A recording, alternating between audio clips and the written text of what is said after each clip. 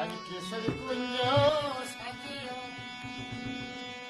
তাই রাধারানী আমার কেশর কুঞ্জ সাজিয়ে বসে আছে গোবিন্দের অপেক্ষা। তাই জানিস সবাই আমি গোবিন্দের জন্য কি করেছি? আমি বধুর লাগিয়া গানটা সেটি বিছায়া জানো তো তুমি গাথেলামে কথা কথা খেলে শেখা